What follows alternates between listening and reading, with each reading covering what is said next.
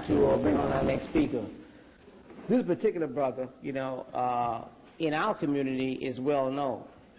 In the enemy community is well known too. He's so well known that there's actually a conspiracy to make sure that he's not well known.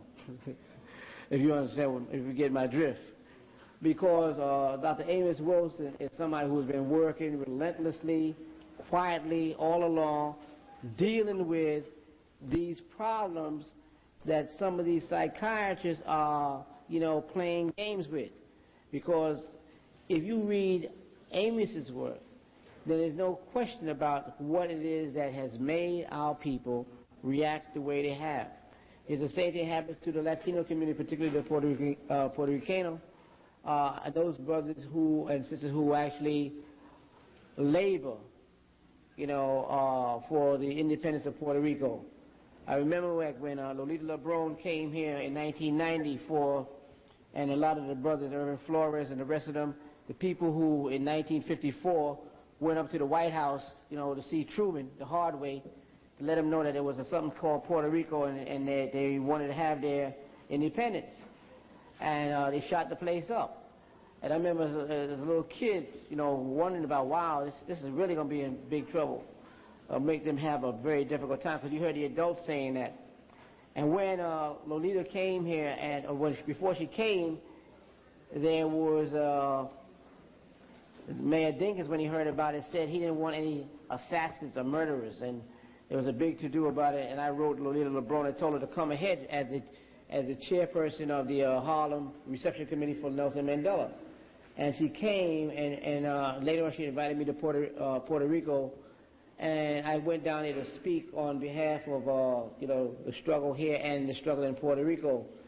And I met with her at her house, and to see a person like that kind of spirit that still remembers, that they are committed to fight for Puerto Rico's independence. So when Amos Wilson talks about the struggle of our African people and about that determination to break free of the control, because this whole thing is about control. It's about actually trying to dominate and control the mind space of people who, if they had their own free will, would strike out for freedom, which is the natural inclination of all people. And so Amos, what he does when he talks about the developmental psychology of the black child, is to show you at a very early age, before these people start talking about 3 years of age or 5 years of age, what they're going to try to do to control the child. As a matter of fact, if you really look at it, this whole violence initiative is aimed at making sure that Amos's program doesn't work.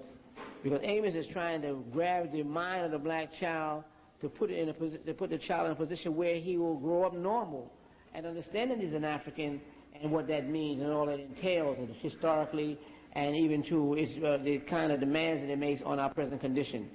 So when he talks about, so-called black-on-black violence and the psychodynamics of black self-annihilation in the service of white domination, he's laying out, a whole idea about how black-on-black crime, whether in the United States or in South Africa, is not something that is genetically or innately, and objectively just introduced into this whole struggle now, but it's something that is systematically placed there for a political reason.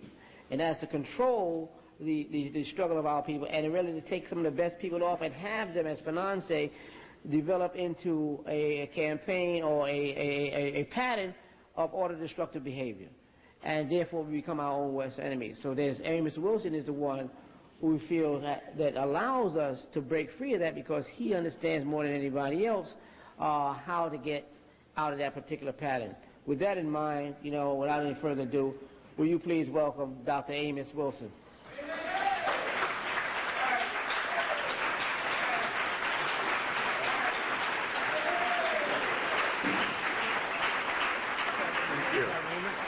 Thank you.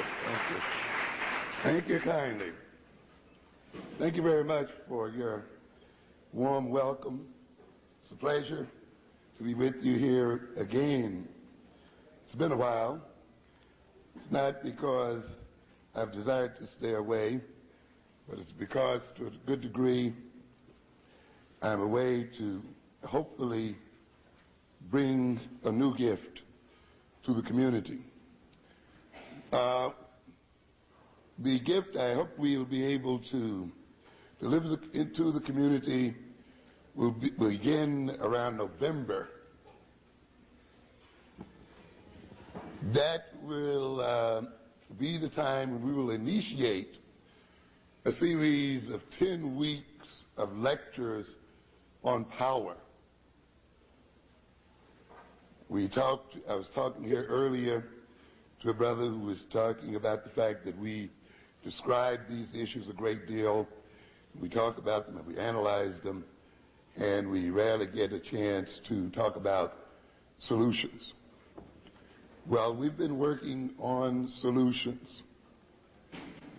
We're going to talk about power not from the point of view of being victimized by it, but by developing it and using it against our enemies. At the last lecture I gave at the Slave Theater, where we were talking about global white supremacy, I initiated this theme on power by saying that we can explain the reasons Europeans victimize us in as many ways as we would like.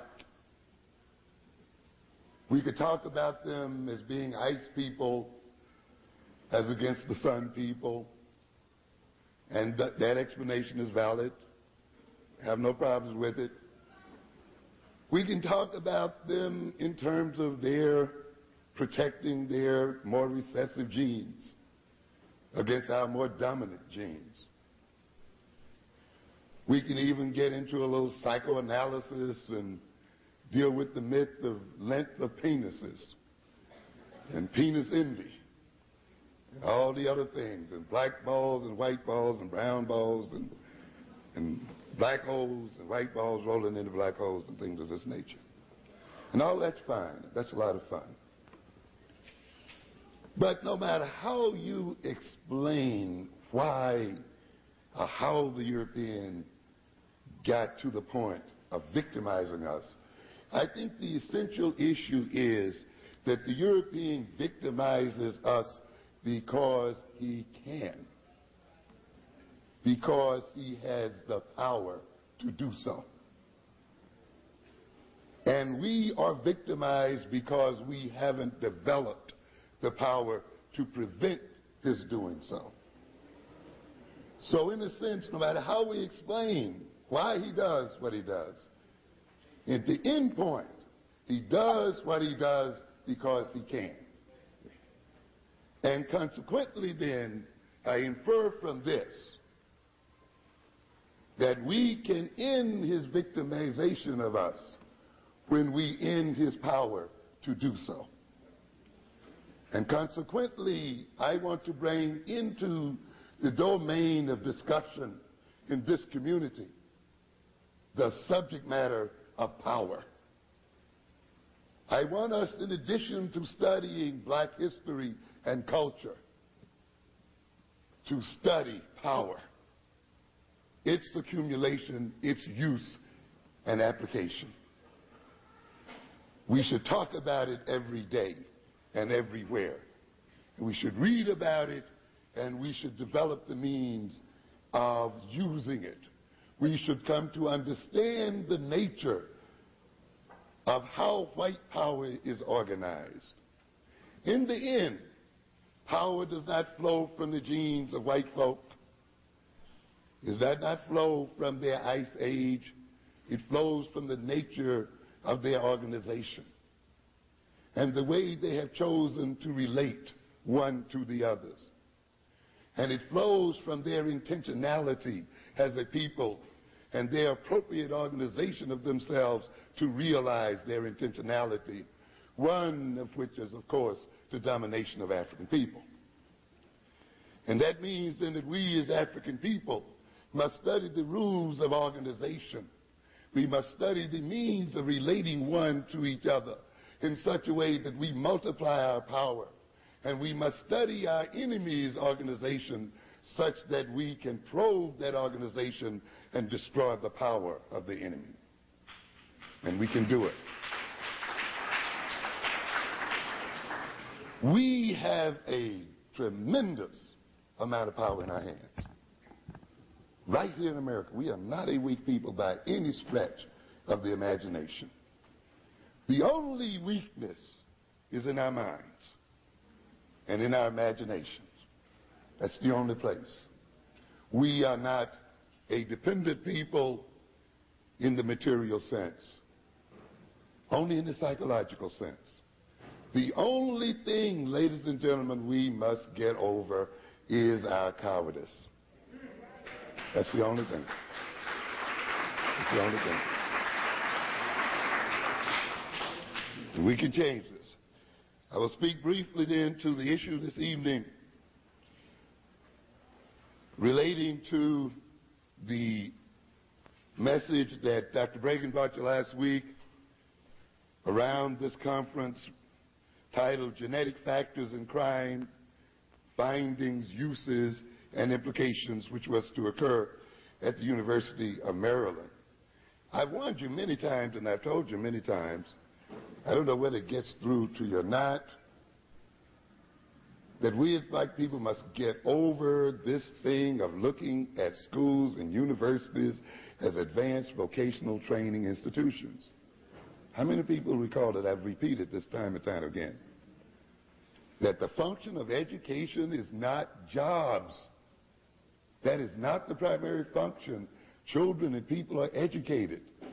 The primary function for education is to advance the interests of a people and to protect their interests, to secure their survival.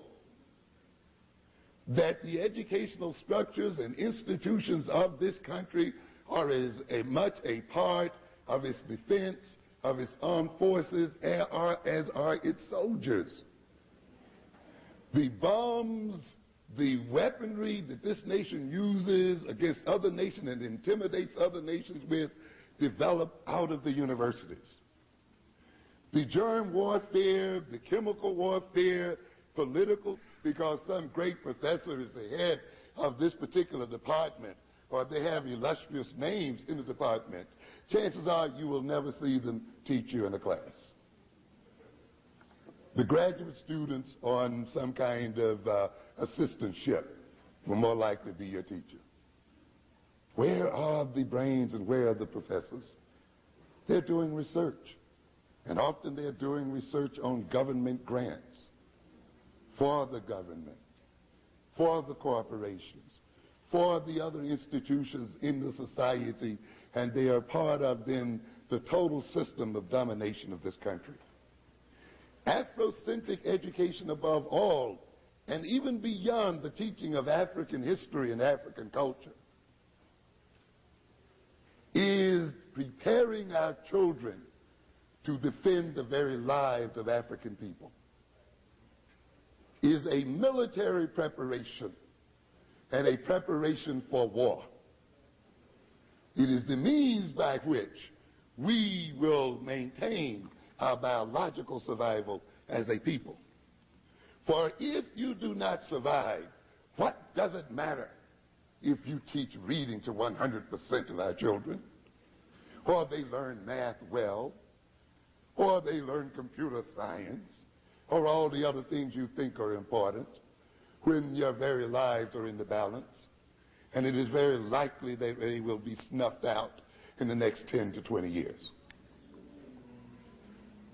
And yet we still continue to look at schools and colleges and universities as vocational institutions. And here we have then at the University of Maryland, long connected with the U.S. Army, by the way, hosting a conference on so-called genetic factors in crime. Reagan charged that this meeting, which was canceled, was part of a broader program, a violence initiative, a federal government research agenda, so that this program was only a part of a larger agenda. And it was designed to move toward finding a genetic marker that would supposedly identify children at high risk of becoming criminals, and to develop plans to deter them through medication. And this is interesting due to the fact that there's little or no real information that links directly in any kind of strong way or even in a mild way a relationship between genes and criminality. There's been no DNA segment that has been discovered that codes for crime. When you think about it, the idea is ludicrous anyway. What is crime? What is violence? What is violence? In other words, I'm asking this question because you have to do a linguistic analysis. They are all forms of what? Violence. There are many different types of what? Crime. Different types of aggression. Not all violence is necessarily bad. There is what we in psychology may call hostile aggression. But there is aggression or violence that may be used in terms of what? Self-defense. Violence may be used to protect your children from attack. Violence may be used to protect the lives of other people.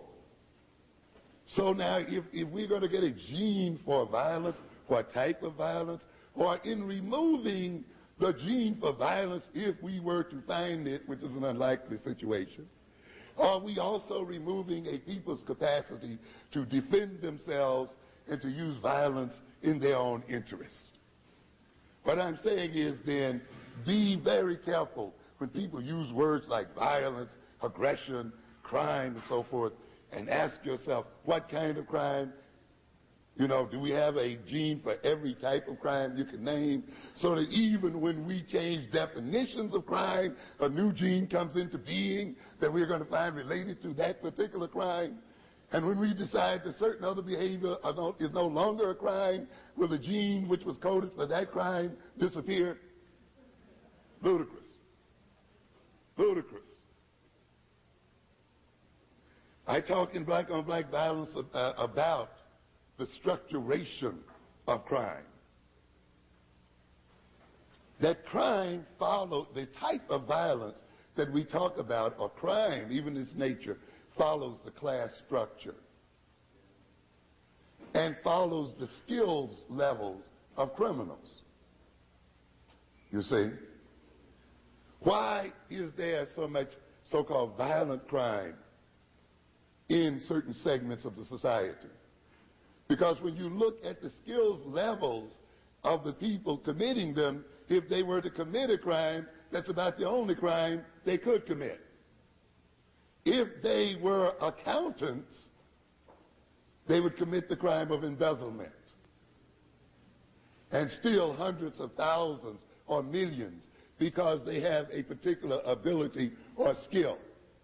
And you'd be a fool if you were an accountant or in an S&L where you could steal millions of dollars and then make the public pay billions back and then hang out on the street and knock somebody out in the head. So here we have this crimogenic society that robs our people of skills and other means, so that if they decide to participate in a crime, then the probability is that it will be violent by the very nature of the way the society has set them up in the beginning. In other words, the society even determines the type of crime you are most likely to commit itself. Okay? And then it tells you, you're violent. Teach me to be an accountant. I won't hit any more people in the head. I'll just rob them by books. Okay? And then they want to talk about white-collar crime and, you know, and the other kind of collar crime. Come on. Wake up. This has nothing to do with genes. It has to do with the nature.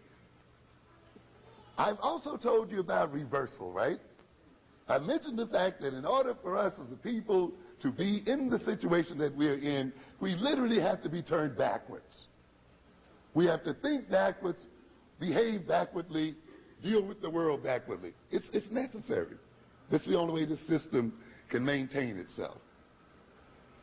Sometimes I say the best way to win an argument is to concede to your opponent. Okay, there is a genetic marker for crime. Let's now look at the criminal record of African peoples and European peoples.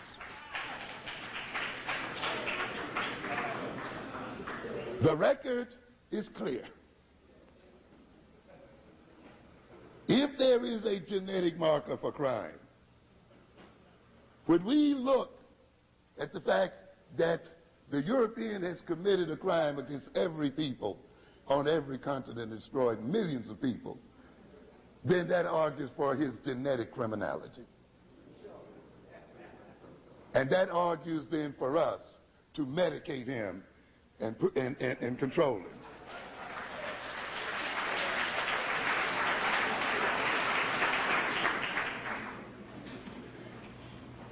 You know, the other thing I'm surprised at is we keep being surprised. And we keep thinking that this is some new initiative. I mean, the violence initiative began with our enslavement and continues today. We already have bought the violence initiative, ladies and gentlemen. It is already operating. We bought it when we bought learning disabilities, when we bought the concept of hyperactivity, when we bought the concept of impulsivity, when we bought the concept of special education. You're already in it.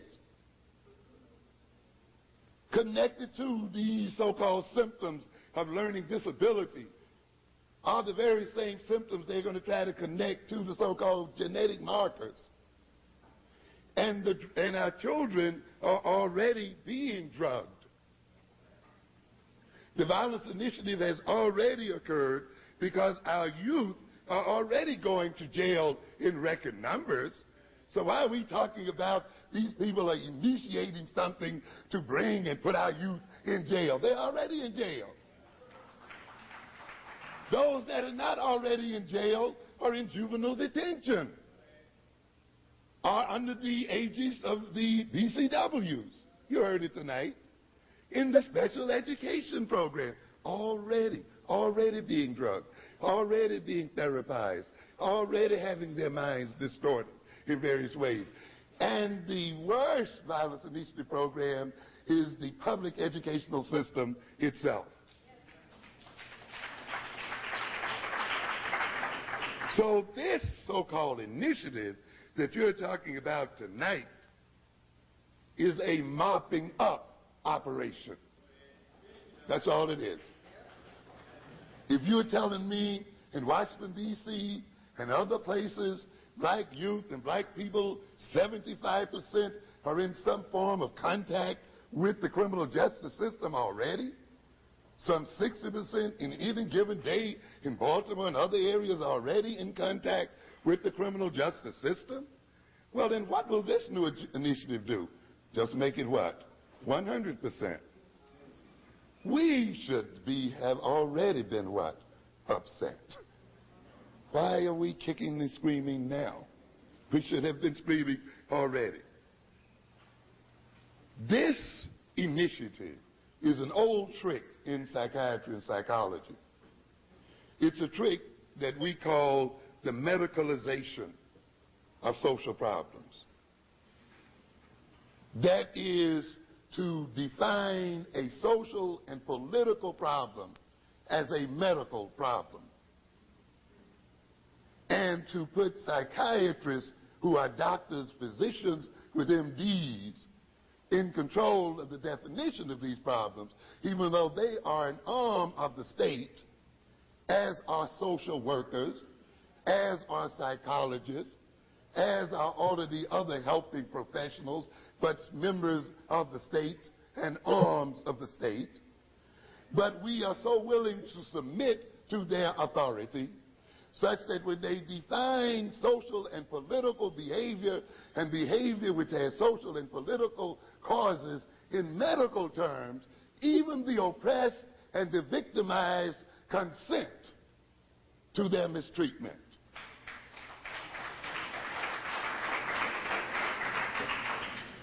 Louis Sullivan is a part of this, but in a sense we are all a part of it, because we buy the medicalization of issues.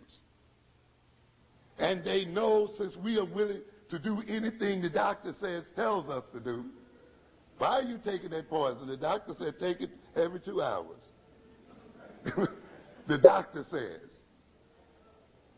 So now if the doctor says that your children have a marker, a genetic marker, then let's go with it. And we don't have time this evening, one of these days we'll talk about psychiatric power and the role of psychiatrists in the system. Oh, the history of psychiatrists are horrendous.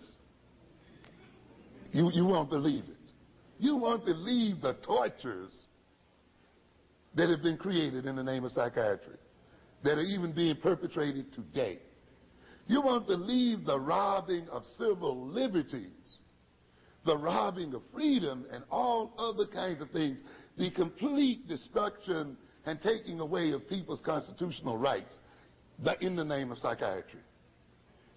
When you medicalize a problem and define it in medical terms, the patient loses all rights. And therefore, you can resolve a lot of issues that, if they were defined politically or socially, would then become constitutional and legal issues. But as soon as they are put under the aegis of medicine, then you reduce, to a very great extent, the legal and constitutional implications. So what we have going here then is an attempt to move social and political problems into the area of psychiatry, so that we, even as African people, can consent to social control and the killing of our people. One quick thing, and I know we're short here. Don't get caught up in this brain and biological basis of behavior. Okay? Don't be deceived because someone can say that they have found a biological correlate with behavior. That means it is genetic in nature, or that means it's congenital, or that means that the society has no responsibility for the behavior that the person is committing. Don't buy that baloney. And people run that a lot. You know, as soon as we can locate some kind of brain deficiency and correlate it, then we're ready to say, oh, society is not responsible for it. Are you kidding? Learning and experience physically transforms the brain.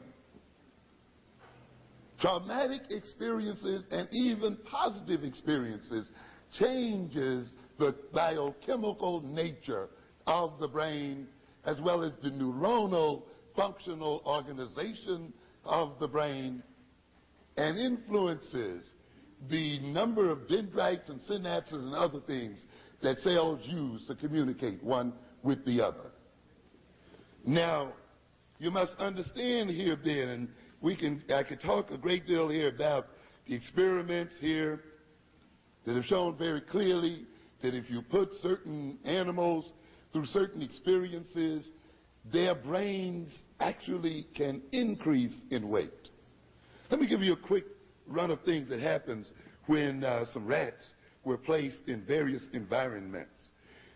One group was placed in a so-called enriched environment. These rats being selected from the same genetic background, having the same genetic background and the same genetic inheritance. But they were put in under different environments.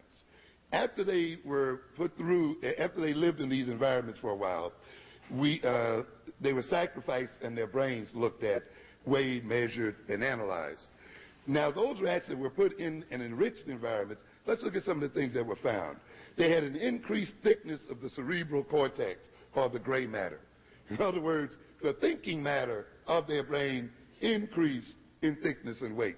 A 15% increase in the actual size of the neurons in the cortex.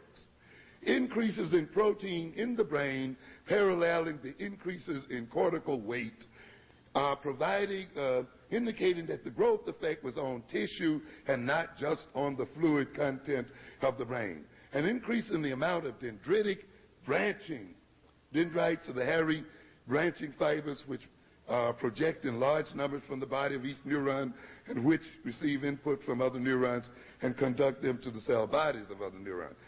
There was an increase in the branching of these neurons, and a greater amount of potential information was available to each neuron. An increased number of dendritic spikes per unit length of dendrite.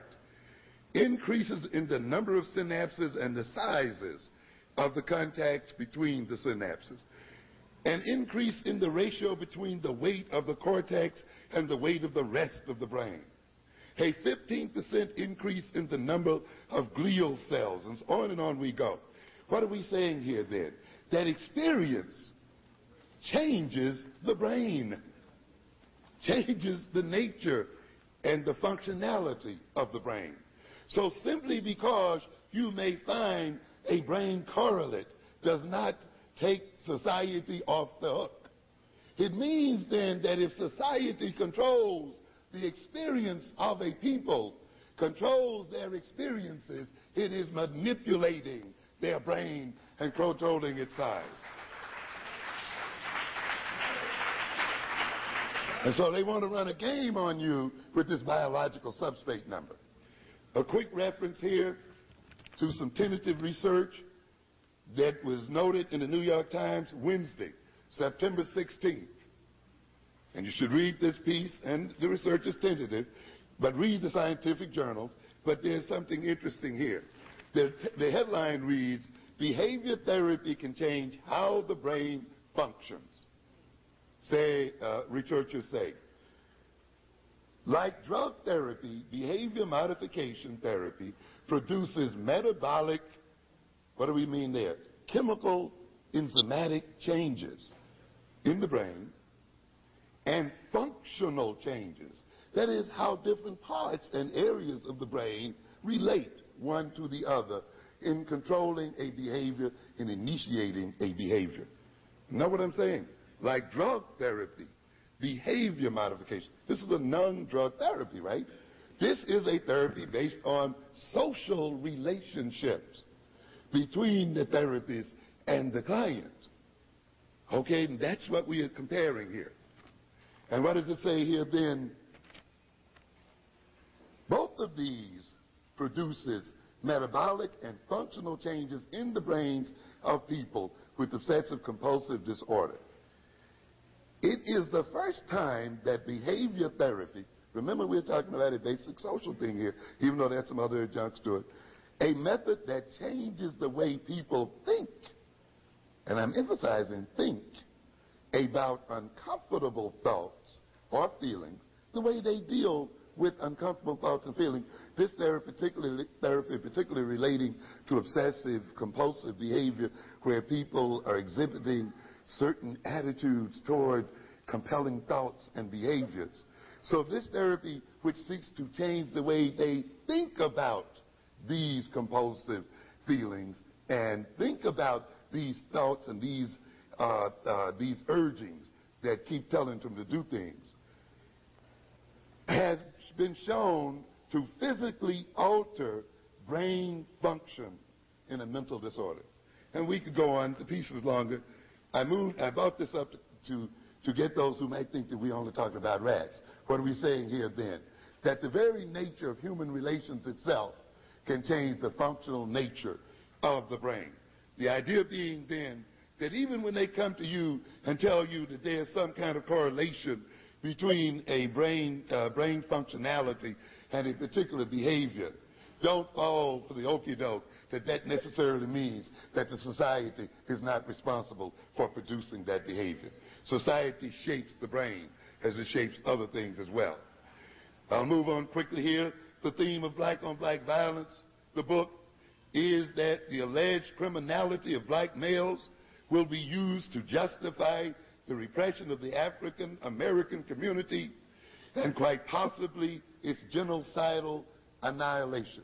In other words, the running theme of the book, Black on Black Violence, is this: that the alleged criminality of African males will be used as a major rationale, so that when this society decides that it will annihilate this community, the other members and nations and people in the world will buy it because they have been convinced that we are innately criminal. And what I'm trying to get across in there then is how this propaganda is developed. This is why, despite what you say from a logical point of view, despite the fact you may say this is not the majority of our youth who are in jail, the vast majority of our youth are not engaged in violent behavior. The majority of people on welfare are not black people. The majority of people in prisons are not black folk. You know, you can lay one fact after another. And yet what happens? The people still insist in seeing it as a black problem, don't they? When you lay evidence and facts before a people, even evidence and fact that they themselves have collected, and they still insist in seeing you in a particular way, then you must recognize that they are seeing you in that way because it is important to their own psychological state of being and because it serves their own interest. Yes. And you must ask the question then, why are they obsessed about projecting this kind of image? And you will see then that it is there to rationalize their behavior against you. They're not, and therefore, as I will say a little later on, this idea of arguing with these people point for point is not what the game is about. It's not what it's about. Let me quickly move on. I want to lay a context, because often we discuss these issues out of context. And I've told you before, as I've told you in Black on Black Violence, that European sociology, psychology, and so forth decontextualizes issues, meaning that it discusses violence or crime as if they do not exist within a social context, as if they do not have a history, as if they do not serve a function in the society. So you're made to look directly at the behavior and the behavior only, and to judge it and treat it without looking at the context in which it occurs, and look at how the context itself may create the behavior. And even behavior therapy plays this game, by the way. Okay? You must start at the context first before you discuss these problems. What is the context? The context is this, that we are a dominated people. We are dominated by European people. Am I making myself clear? This is where we start. This is where you start. We are under the control of another people. We are vulnerable to that other people who are holding our lives and the quality of our lives in their hands. That's the fact you must start with. The second fact is, domination is a social problem. Am I clear here? Domination itself is a problem. It is a social problem, particularly for the dominated, isn't it? Even if it's for the dominator, it's still a social problem. Keep this in mind. Domination, therefore, generates the very existence of domination means that a social problem has been what?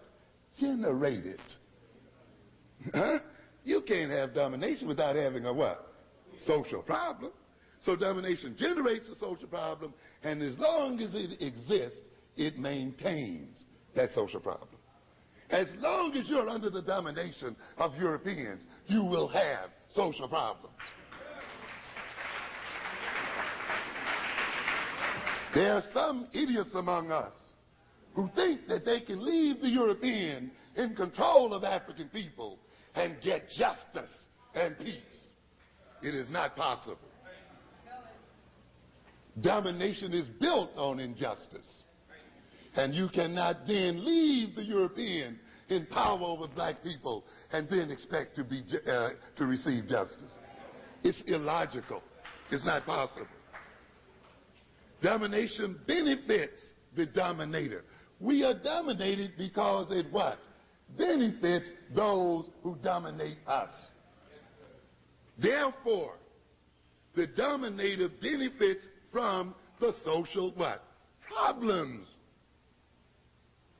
In other words, the problems of black people benefit white folk. And they are created for their benefit, and they are maintained for their benefit.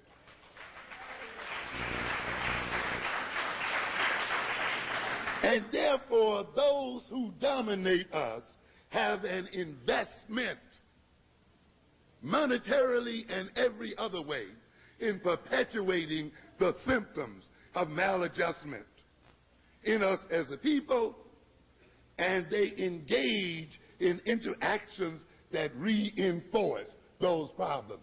That's why no matter what kind of program they lay out for you, it does not resolve the social problems that they claim they're designed to resolve. And I'll be through in just a second or two here. The problems of the dominated provide evidence which justifies their domination and supports their own domination.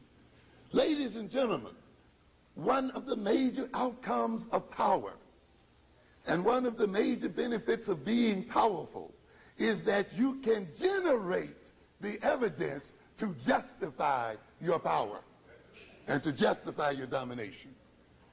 Why, when I go to prison, I see that 56% of you are in this prison. Therefore, we are justified in controlling you. But then we forget how what? They created the problem so that 56% could be in there. Now then, as the gentleman who wrote Blaming the Victim put forth, and I will say, first of all, this problem is created. Our problems are needed. This is what I'm arguing in Black on Black violence, that this society needs the criminality of black males. It needs the fantasy that black males are criminals. It is necessary to the very structure and being of this society. It is very necessary to the self-definition of Europeans. It is very necessary to maintaining their domination and advancing their domination. Therefore, they must create these problems, or they must even imagine that these problems exist where they truly do not exist. Therefore, they create the problem, and then, as Ryan argues, first, they identify the social problem. Second, they study those affected by the problem and discover in what ways they are different from the rest of us, this great underclass. How are they different from the rest of us? And you know now, arguing Black on Black, that the so-called criminals in the jails are not any different from any of the rest of us. You are not going to find a criminal personality. You know, and yet that's been the golden grail of psychology. You know, how can we distinguish these people from the rest of us? We're all in this game together. Third, they define the differences as the causes of the social problem. In other words, we create the problem. Then we go in and look at the people who have the problem and see how they're different from those who don't. And then we say, oh, their differences is the reason why they have the problem. You see? So they're going to create these brain dysfunctions, then go in and find the brain dysfunction, and then say the brain dysfunction is the cause of the problem. Now let's medicate. So they define, they use the differences, and finally they assign a government bureaucrat to invent a humanitarian action program to correct the differences. I asked my class the other night, what if we could find a 100% sure shot rehabilitation program? A program that would rehabilitate 100% of the clients. Would that solve your problem? No, because what would happen? The others would keep what? Rolling in. Rolling in. So rehabilitating the ones who have the problem does not solve what? The original what? Cause of the problem. And again, we have people who entered into the wrong point of the equation. Let me get here then and say, these controversies such as the one we are dealing with now, they speak to the need for domination to justify and maintain itself. Howard Zinn stated, the establishment, whatever rewards it gives us, will also, if necessary, to maintain its control, kill us. Hear that, black bourgeoisie. A part of your being promoted in American society is to maintain control of the black community. The day that your death is necessary also to maintain control and to maintain white power, they will kill you as well. And I want you to keep this in mind then. I don't want you to fall into the trap of discussing this particular issue. We fall into a trap by concentrating on the scientific and methodological details. You know, well, there's no genes. When you find it, forget all that nonsense. And get caught up in personalities. Well, Goodwin is an evil guy. Louis Sullivan is a... Screw all of that. It's the same kind of thing you have with Columbus. If Columbus had not discovered America, some other European would have. Even if you could step back into history and kill Columbus, you'd still be in the same shape you are right now. Because what is the essential problem here? Columbus didn't build the ships. Columbus didn't build the technology. It was European technology, political and economic organization that made it possible for Columbus to come over here. And it was European technology, organization, intentionality that made it possible for them to overrun the Indian nations. What you have here then were two different cultures and two different technologies and two different ways of thinking facing each other, and one ran over the other. Not Columbus. I want you to get out of the personality issue and deal with the deep issue. You are facing a society and a culture. You are facing an organization that will put man after man after man in front of you, but it will still run its same program. You must learn to cripple the organization, not the person.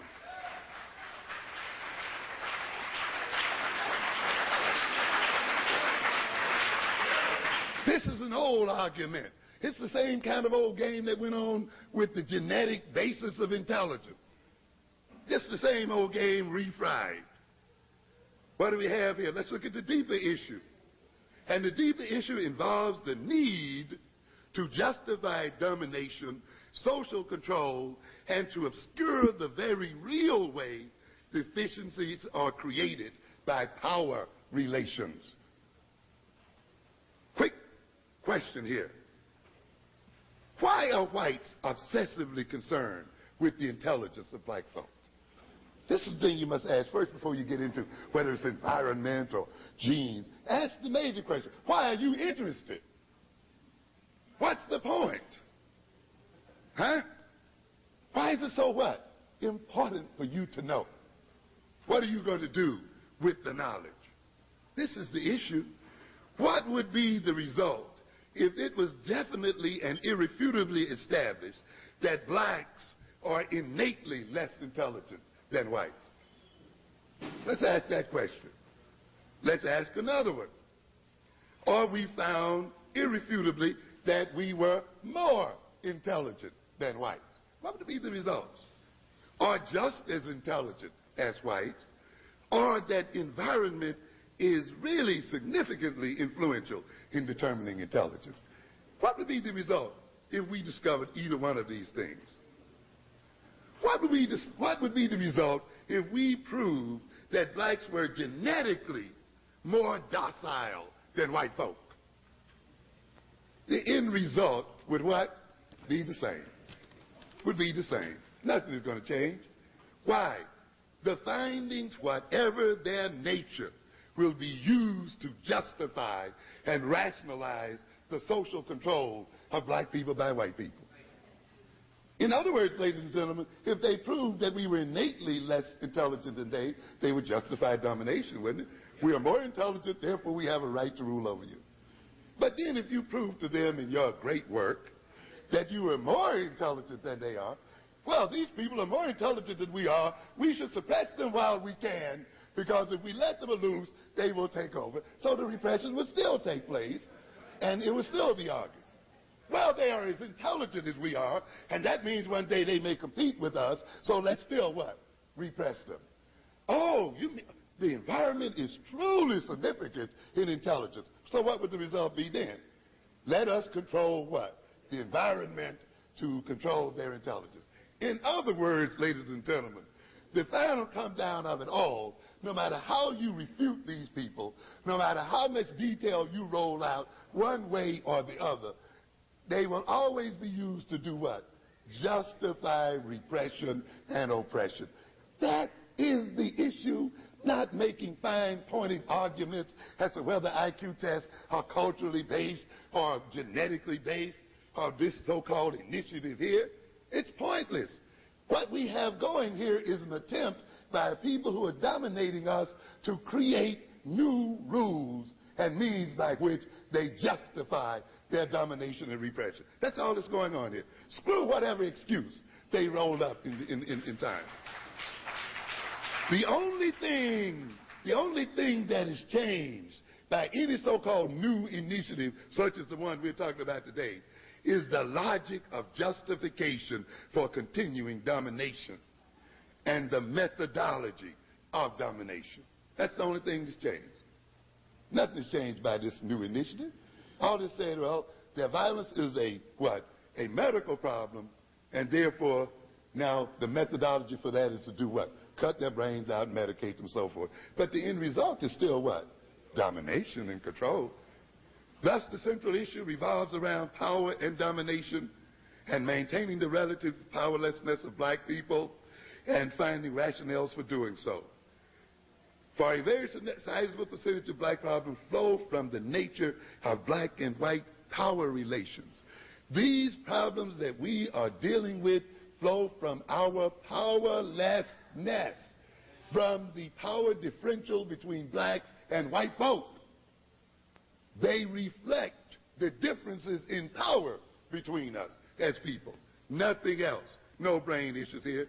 The issue then for the black community is this: how to break white power and the will of whites and any other ethnic group to dominate and exploit African people.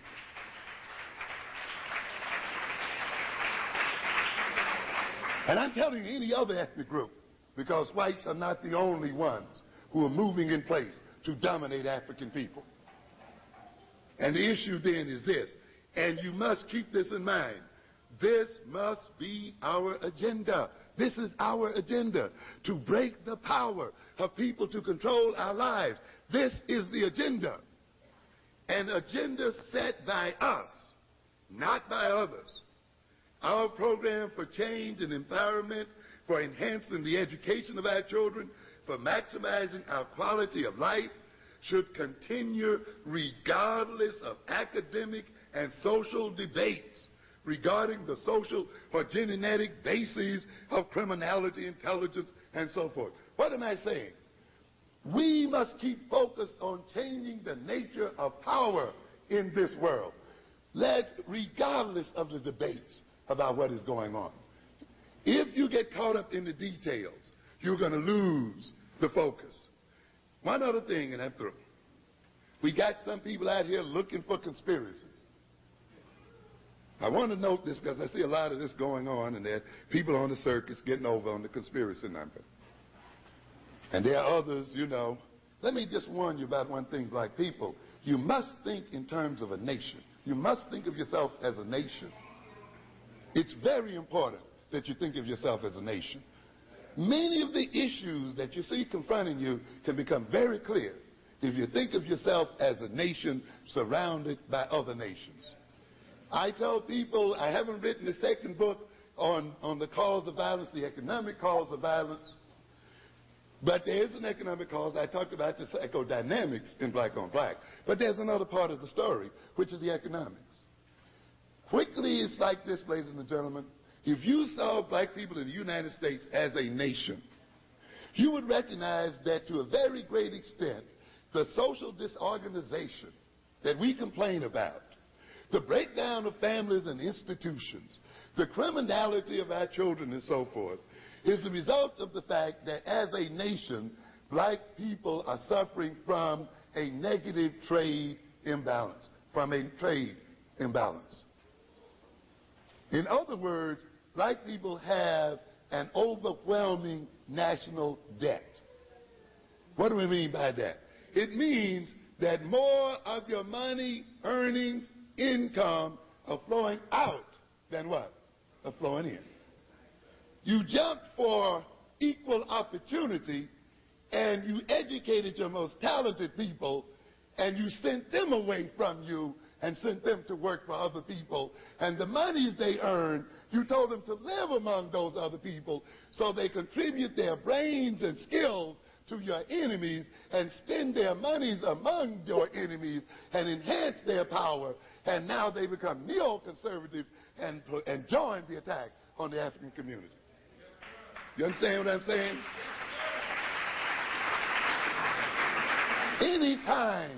Anytime a nation buys more than it sells, anytime that a nation ships its wealth out in great bundles, anytime a nation lets other alien groups, Arabs, Koreans, and others, and whites, come into its midst and take its money out, and then let the drug dealers scrape up the rest and take that money out, their institutions are going to collapse on their heads.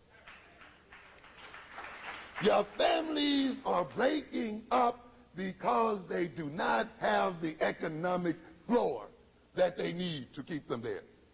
Your children are going wild because you don't have the money to give them the appropriate education and recreation and other kind of things you need. You cannot build the institutions that you need to maintain the viability of your society because you're giving it to everyone else. And you're shipping it out. And therefore you suffer from it. Now, with this view in mind, what does this mean? You can solve this problem to a very great extent if you think of yourself as a nation, remove the aliens from your midst, and thrust out into the world and earn wealth and money and bring it back to your nation and watch its prosperity increase and watch the people become more civil with one another, build the kind of institutions to create the kind of schools you want. But until you do that, it's not going to happen. This is the program. Conspiracy, then. There are people out here looking for the mad scientists who made the AIDS gene. And now they're looking at Goodwin. He's the madman that's getting ready to run the nut sort of thing. And there are others who are in the government huddling around. Screw all that. Stop wasting your time hunting for the smoking gun. When you are a nation, you recognize one thing. When you discover the conspiracy, it's too late. Yeah. It's too late. When you discover it, it's too late. If you are a nation, you know what you act on as a nation? You act on capability of your enemy. They can be your friends, as a matter of fact. They can have good relationships with you. But the moment they develop the capacity to destroy you, you don't worry about whether they hate you or love you or they're conspiring against you. You recognize that they have the capacity to destroy you should they, what? Want to. You don't search for the conspirators. You search for a way to defend yourself against one, what? Should it occur. It's the fact that whites have the capacity to use AIDS that should move us to build a defense. that they have the capacity to destroy African nations that should move us to build a military, that they have the capacity to destroy our people in economic warfare. Not whether they are thinking of doing so or whether there's some person who's doing so. Screw that. Don't put the energy in what? Building a defense and an offense on the fact that they are capable of doing so. All right? It's necessary. So, ladies and gentlemen, our eyes, we should do what? Keep the agenda on changing the power relationship, empowering ourselves so that we can defend ourselves regardless of the type of conspiracies any groups have against us. So what does it mean, ladies and gentlemen? Keeping our eyes on the prize. And that prize is power. Power to the people. Thank you very much.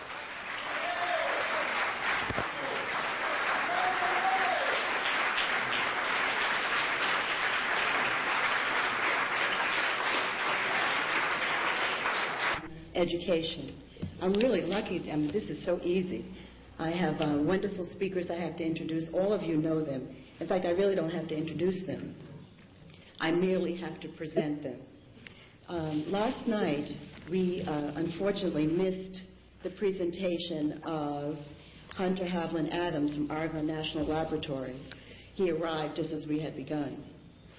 However, since his presentation is very much related to what we're doing, so I'm so pleased he's here with us this morning. His topic is Rediscovering Ma'at, Insights from a Neurophilosophical Perspective. He has an extensive credentials, of course. He's lectured nationally on the history and philosophy of science, African-American history, biomagnetism, biophysics, cognitive science, neuromelanin, and science education. He is a multicultural education and science education consultant for many school districts across the country, and they say we don't know science. He currently has in preparation several books: Science from the Heart, The African Way of Inquiry and Technology, Volumes 1 and 2, Coming Forth by Light, Ancient Egyptian Sacred Texts in Light of Contemporary Biomedical Knowledge, in conjunction with Richard King. We need to take our scholarship to the classroom. This particular individual has begun to move that scholarship to the classroom. I present to you Dr. Adam.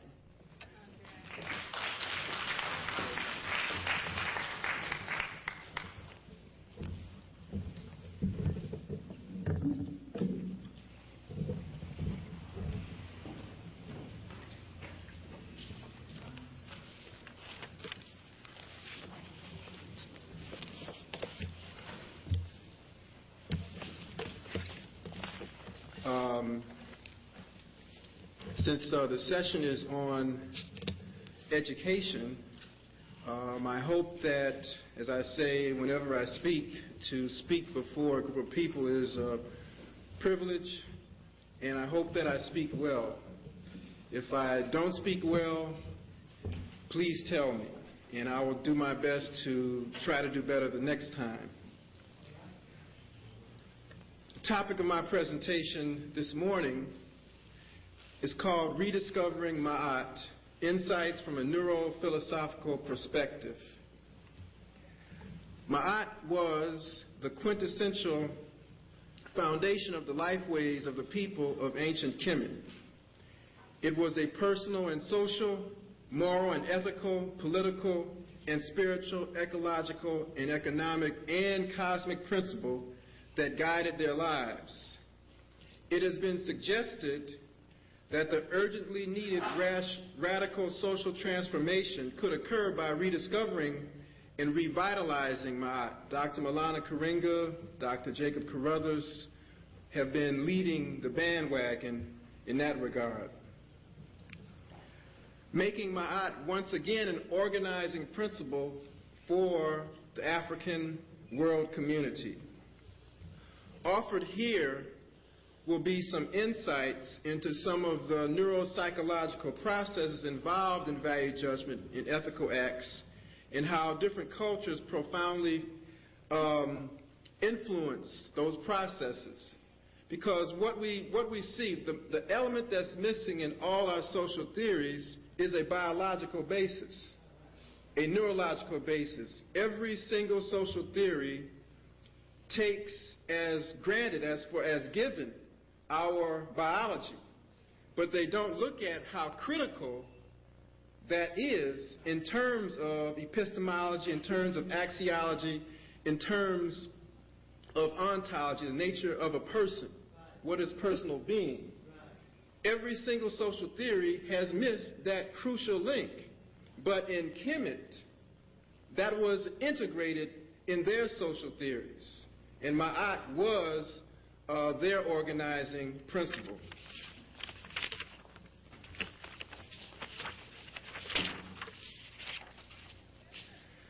The most pervasive transcultural issue facing humanity today, particularly the world African community, is the erosion, the disintegration, the radical anti-life transformation of our moral ecology. And we find that has a lot to do with education. One of our most brilliant religious political philosophers, Maria Stewart, some years ago, offered a compelling critique on this state of affairs and some timely advice as well on how to meet the challenge. Maria Stewart said, "Where is the woman who would blush at vulgarity? Did not the daughters of our land, Africa, possess a delicacy of manners combined with gentleness and dignity? Did not their pure minds hold vice in abhorrence and contempt? Did not they frown when their ears were polluted with vile accents? Would not their influence become powerful?"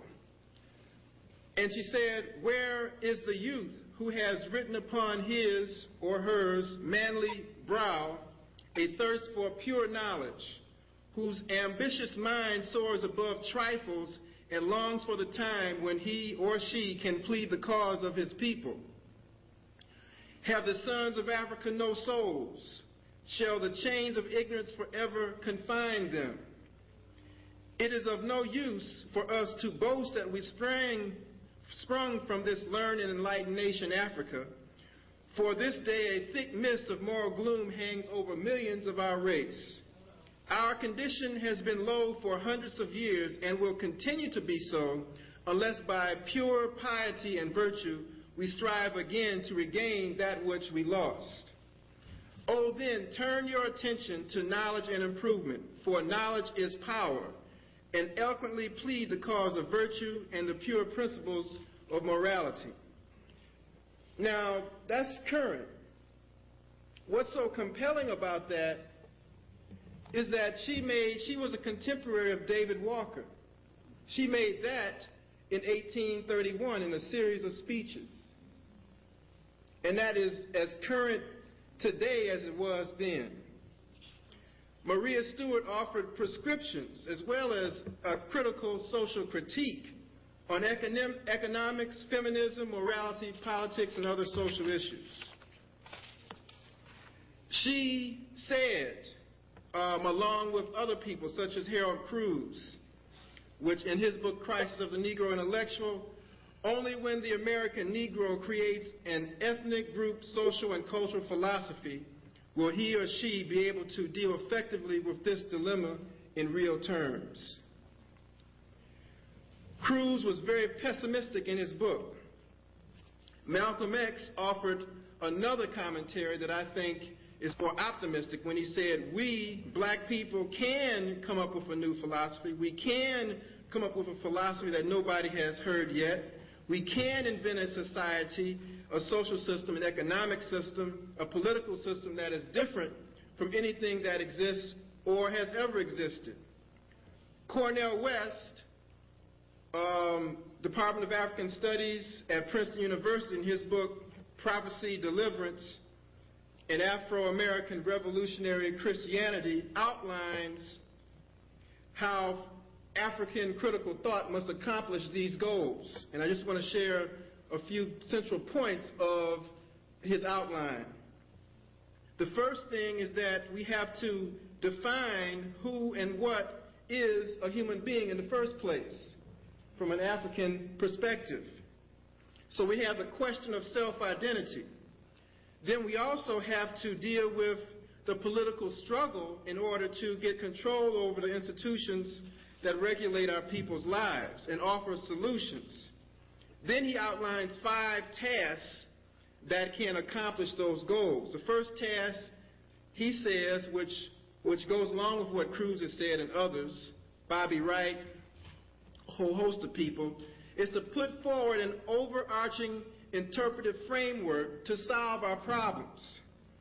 Then that framework has to speak to the relationship between Africans, American, and European elements of this entire social experience. Then he said the second task, we have to engage in a historical, genealogical critique of white supremacy. We have to understand what is the social dynamic that we live in today. And the third task is we have to provide a critique of the second task of white supremacy. And then he says that there's 4 major critiques. Somewhere our people fall into one of these 4 lines, that the extensionists who laud the uniqueness of African American culture and personality, the assimilationists who just consider African American cultural tradition to be pathological. Then you have the marginalists who posit that the African American cultural tradition is restrictive, constraining, and confining. And then you have the humanists who extol the distinctives of African American culture and personality. Then he offers as his 4th task, which I have problems with, is that African American religious thought is to present a dialogical encounter between African American Christian thought and progressive Marxist social analysis. I think, first off, he makes the assumption that African American Christian thought is the only African American religious thought there is. So he's given primacy to that. So I would disagree with him on that. Then the last task, he says, is to provide for a religious philosophy. To provide for a political prescription, you have to have a religious philosophy.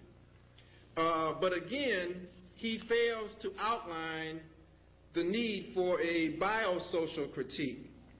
And he even criticizes black theologians, as that they're always talking about we're going to ameliorate our problems, but they never talk about how they're going to do it and what it's going to amount to. And he goes on to say that there is a lack of a clear-cut social theory which prevents the emergence of any substantive political program for social vision. He needs to read Diop.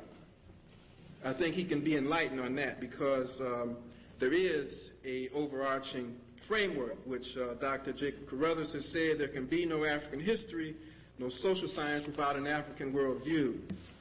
Maulana Karenga has said, and he can say it much better himself, but I do want to repeat one statement, is that we dare to create, pose, and put in place an African paradigm both for our liberation and even higher levels of human life. I feel, as Maulana and Jake and others, that Ma'at can be that overarching interpretive framework, that social theory that brings into coherence a lot of our thoughts historically.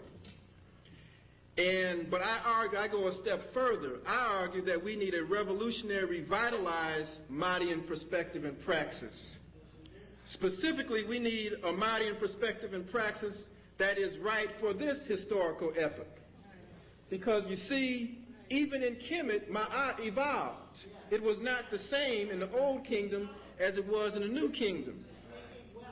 Okay? It must be revolutionary in that it must be genuine, creative, and open to change and self-critical. It must provide a synoptic vision to engage more of us in the struggle for a normative future of peace and harmony, happiness and prosperity, compassion and integrity, virtuousness, fairness, and beauty. It must be revolutionary because we understand it is very risky business to summon up to recover powerful symbolism and ideas out of our distal past uncritically. The symbol users, that means everyone, particularly our artists, must have garnered as best as possible an authentic, holistic interpretation of those symbols. and ideas. 2, be very self-conscious of their choices and applications.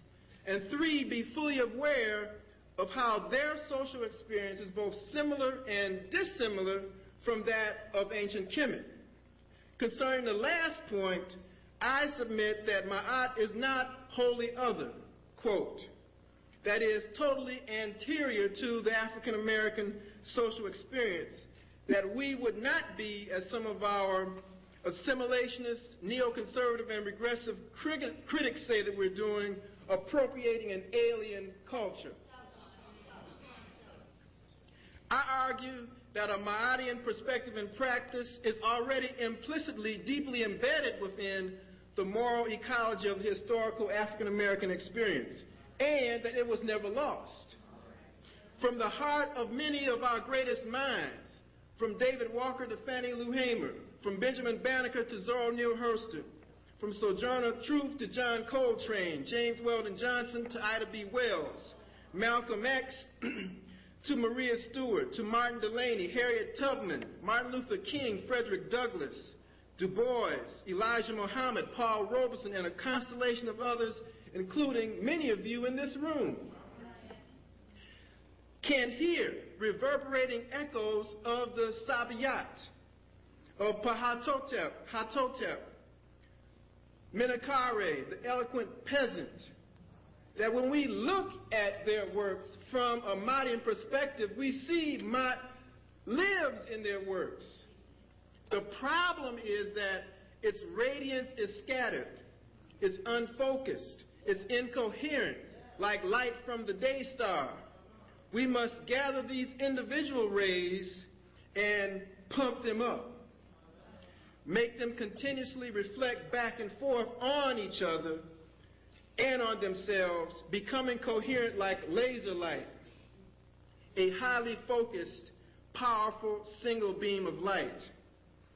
I argue that it must be a revitalized Ma'at perspective and practice.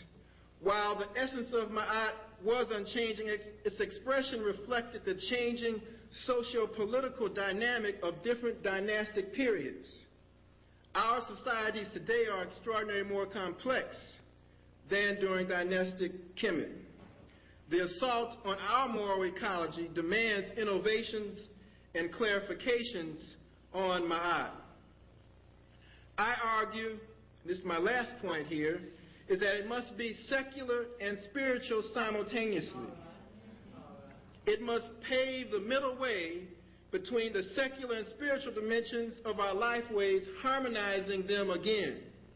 It must provide common ground, and I think it can provide common ground, for a sincere and empathic social discourse among our church, mosque, and temple communities, helping each faith understand itself better, helping them to evolve out of a divisive and offensive self-exclusivity and self-righteousness, which not only ultimately limits the spiritual growth of the individuals of those communities, but it helps to maintain American social and cultural hegemony.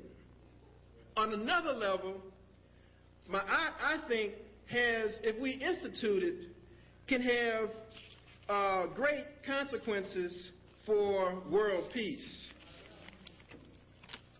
Because Ma'at profoundly respects the profound personal nature of spirituality. It honors that. It respects the integrity of all existing religions. What is a Ma'atian spiritual ecology? First, that a Ma'atian perspective tells us that we are functional parts of a harmoniously unified natural order, which is only a manifestation of noon, or creative chaos, or the potentiality in everything, something that's latent. To put it another way, we must respect and safeguard the entire ecosystem. We cannot exploit it. We cannot rape nature, continue to rape nature, or give sanction to the raping of nature by being silent. Because see, when we're silent, we sanction the continuation of the rape of the planet, the only planet that we got. To put it another way, we must treat it as part of our family. That's what it was. The plants, the animals, they're our brothers and sisters. We share the same air that they share. We share the same rain that they share. So we have to see it as a family affair. To put it another way, we have to realize that on the border of existence is non-existence. At every moment, death awaits. And so we have to push back this order, or Sfet, as it was called in Kemet. Now, this is similar to the Taoist view. Now, if you study Confucianism, Taoism, you find that this is part of their tradition. But it was pre their tradition. It was expressed very clearly and concisely in the text, on the walls. You can see this. You can read it. A Mahdian perspective tells us that it's all right to stand in awe and reverence before nature, but we must not delude ourselves. We must not self-enslave ourselves by worshiping elements of nature, including other humans, including human artifacts and human ideas. Now, this is similar, I'm sure most of you know, to our acquired religious heritage, Christianity, Judaism, and Islam. That's similar to their views. A Mahdian perspective tells us that there are many dimensions of human experience available to be experienced if a person desires to walk through the flames. You have to desire to have other higher levels of experience, that there are many possibilities. And the journey through the netherworld through Amduat speaks to that. Now that view is similar to the Hinduism view. Because if you remember, if you look at Khufu's pyramid, the Great Pyramid, you see two shafts going out, pointing to two different sets of stars. The idea was that you had a choice of afterlives, that you could choose to be eternally reborn, or you could join the imperishable stars and never come back at all, or return back to noon, if you will. You had a choice. No other culture gave people a choice of afterlives. Okay? So it goes beyond Hinduism. What happened is that we had an existential split between theories of afterlives between all the other religions. Some say reincarnate, some say join the body of Christ. But in Kemet, you had a choice.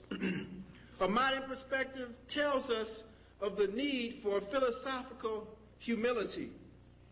That is, that there is no finality to the human quest to understand itself in relation to others and to the cosmos. We must be vigilant and deconstruct all transphysical speculations about the nature of existence and knowledge, to recognize and sort out the ambivalences, contradictions, and inconsistencies in our thinking. Now, this is similar to the Buddhist view. Now, this is all part of Ma'at. See, that's why I can make the claim that it is an overarching cultural imperative. A Mayan perspective tells us to honor and respect one's cultural heritage, to attempt to live up to the highest ideals of our ancestral sages, and to nurture that same quest within our children, within each generation. Now we know that's similar to traditional religions everywhere. Tell their children that they must respect their heritage. They have to know who they are. A modern perspective tells us that men and women have different social experiences and voices, which must complement each other for a fuller and richer expression of their spirituality. Now that's what feminists have been saying. But the feminist movement is so fragmented, they don't have any coherency among themselves. But within the Mahdian perspective, the feminist element was already present from the very beginning. When you look at the sky, when you see Nut, it is out of her womb everything comes into being from. When the Pharaoh sits on the throne, that is an acknowledgement of his mother, his primal mother, because that's what the throne represents. It represents motherhood. And lastly, a modern perspective tells us that we should celebrate life, ritualize joy, despite the inevitability of struggle, of sadness, of suffering, loss of dignity, health, loved ones, power, possessions, and so forth. That's what a modern perspective tells us that. And that's an element that you find in every religious teaching, that you must somehow overcome your suffering, your sadness, and so forth to become a full human being. Because the central principle of Ma'at is balance, is that things may be bad today, but they won't be the same tomorrow. And with the right effort, you can help them be better tomorrow. And lastly, as I said at the beginning, that it must be neurophilosophically grounded. And Dr. Carl Spite and myself a couple of weeks ago at ASCAC really laid out, and James Small laid out, how the fragmentation since the Enlightenment period, so-called Enlightenment period in Europe, where they separated religion, science, and philosophy into three distinctly different scholarly traditions. So we have to get back to the future. And we find that there is a growing movement within the Western community to do that, to integrate them back into one whole again. As Kamau Anderson says, the West is going where Africans have already been. And so there's a movement away from reductionism and dualism to a hierarchical holism and so forth. And nowhere is this more apparent than in neuroscience, computer science, and philosophy. Because you see, we've all been victimized by Rene Descartes' delusionary dream. Oh, 5 minutes. Okay.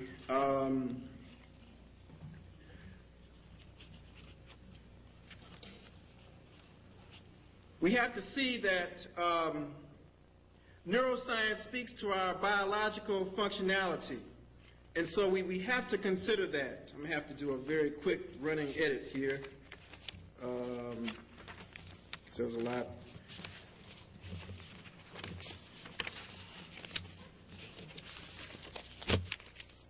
We have to realize that just as our brains has embedded within its structure a map of our bodies, that we have embedded within ourselves a map of other people's experiences. And to a large degree, we're always thinking through others. Always. We can't have this. There's no isolated experience of an individual person. That we're always thinking through parents, grandparents, ancestors, thinking through other cultures, thinking through other entities. Some people who like to channel think that thinking through other entities, thinking through other persons, including their ideas, either Ma'at or Machiavelli, if you will. And what this means is that when we're thinking through by means of the other, we're heightening the awareness of our less conscious selves by exploring the intentionality and self-consciousness of another person, culture, or gender. We have to get the other straight.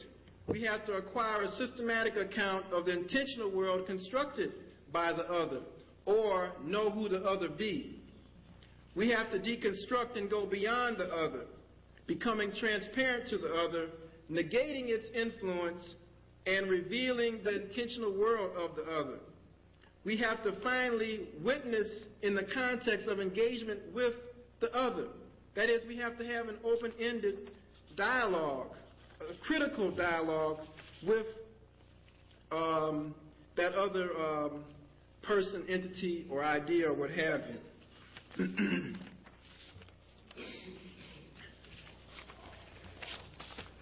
What is the Mahdian conception of a person? First is the inherent sanctity of humans. Humans are born in beauty and truth, in the image of God, not sin. There's a natural altruism and compassion and empathic response to humans, and I can talk about that. That's backed up by a whole host of neurobiological evidence. The perfectibility of humans, that life provides opportunities, challenges for continuous progressive cognitive, ethical, empathic, moral, social, and spiritual development. Self-mastery and self-reliance, continuously actualizing the divine presence in deeper and deeper dimensions of one life. The teachability of humans, that human beings are capable of learning, that they can change their ways, that disorder and disease can be overcome by knowledge and wisdom, that humans have, to a large degree, freedom of choice. That is, personal initiative is emphasized because God allowed you to be born, but you have to make the effort. So there's not any idea that you're fated to this, that you can overcome your fate. The de-emphasis of the importance of divine grace, that's what I'm trying to say here. That you have to take personal moral responsibility for doing good or evil. That one focuses on the consequences of one's thoughts, and then you can avoid doing things that are anti-modern. Then finally, the quintessentiality of moral social practice is the individual person-family community relationship. It's context-dependent and occasion-bound. That you have a person and community moral praxis, a continuously self-organizing, self-sustaining, self-transforming moral community via the process of individual moral development.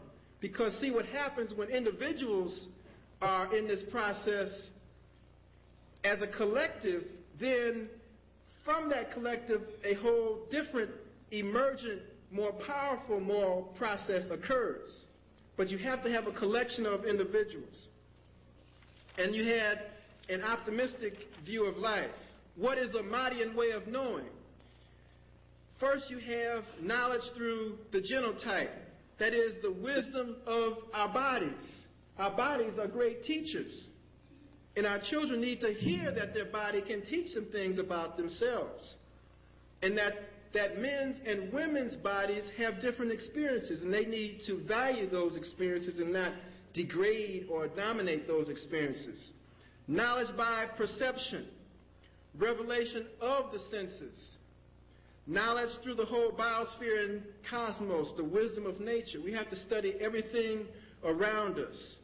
Knowledge through the mores and myths of our culture, wisdom of tradition, because we need to listen to what our ancestral sages have said in the past.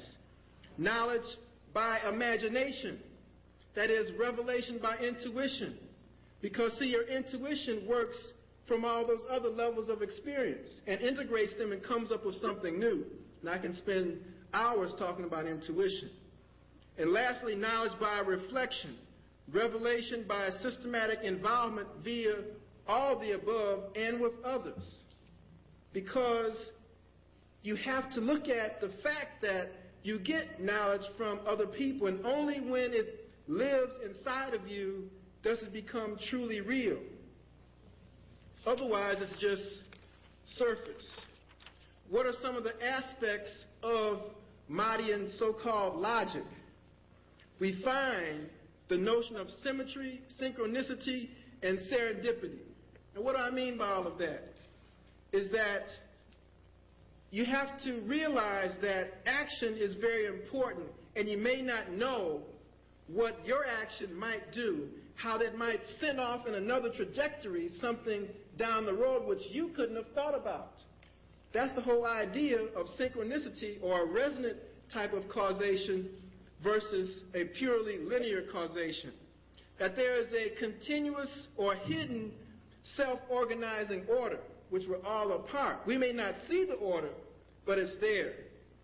And we have a multi-level causality that you don't know what the first cause is, because you'd have to go back to the very beginning. That was the first cause. And so we have a chain, an interactive chain of causes. And what is a Mahdian rationality? It's multidimensional. It's economic. Okay. All right. Okay, I'll finish up here. So this is a Ma'atian overarching interpretive framework. Is something that I claim that we need and can achieve. That's something that's already living inside of us. We just have to make it real again. If we look at the notion of, now I know all of you, many of you have read a lot of books on Ma'at, on Egyptian wisdom and so forth, and you probably know that the feather of Ma'at, the ostrich feather on her head, symbolizes lightness, airiness, and truth and things like that, and you know that she stands on a stone, and that stone speaks to the foundation, the rock-solid foundation of Ma'at. But no one has said, at least I haven't read, why was Ma'at as a principle conceptualized as a woman? Oh, you know. Okay, Charles. Okay, well, let me see if what I say is correct. What is it about a woman's social experience that's so unique that they would have her to represent fairness, truth, justice, and things like that? What is it about? I'm sure maybe most of the women here probably have a very good idea, but we have to look at it from a perspective of human experience going back at least 4 million years here. We have to look at human experience in that term, as Diop has said. And we find that one of the most significant things about a woman's social experience is the shared intimacy of the mother-child bond.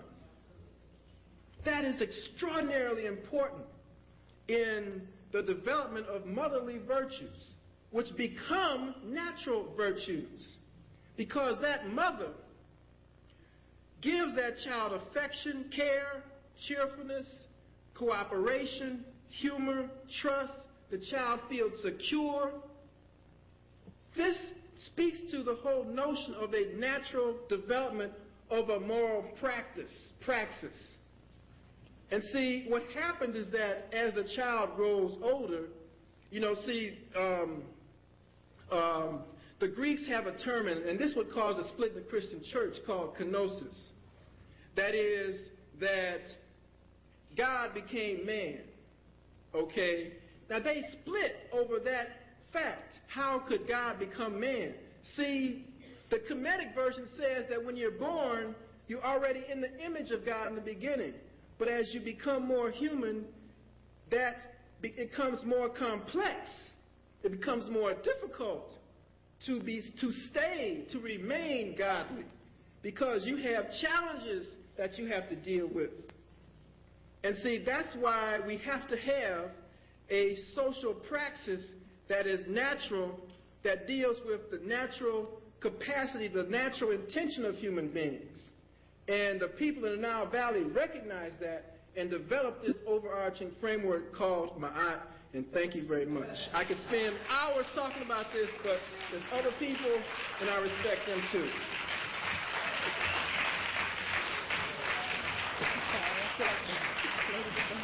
That's okay.